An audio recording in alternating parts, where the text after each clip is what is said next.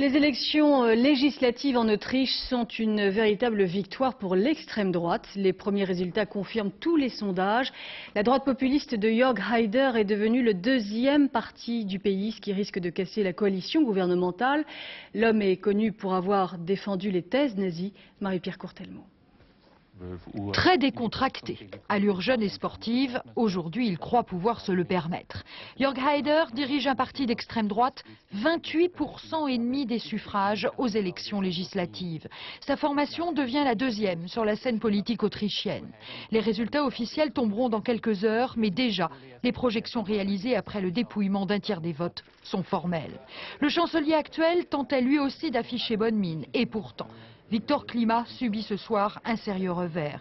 De 38% des votes il y a 3 ans, il passe maintenant à 32,8%.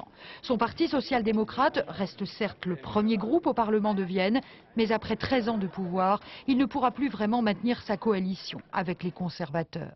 Ils étaient 6 millions d'électeurs appelés à se prononcer et une bonne partie d'entre eux auront donc fait le choix d'un homme aux positions bien particulières. Au problème compliqué de l'Autriche coincée entre l'Est et l'Ouest, Jörg Haider oppose des réponses simples, voire simplistes. Il dénonce l'immigration et le droit d'asile. Il veut baisser les impôts et les loyers, remonter les allocations familiales, mais surtout, il y a quelques années encore, Jörg Haider chantait les louanges de la politique de l'emploi d'Hitler. Cette année déjà, il avait été élu gouverneur d'une région autrichienne, la Cristanie. Ces bons résultats d'aujourd'hui ne devraient quand même pas le conduire tout droit à la chancellerie, mais Haider est en position de force pour imposer des ministres dans un gouvernement. Il est désormais fort d'une réalité. Près de 30% des électeurs autrichiens ont voté aujourd'hui pour l'extrême droite.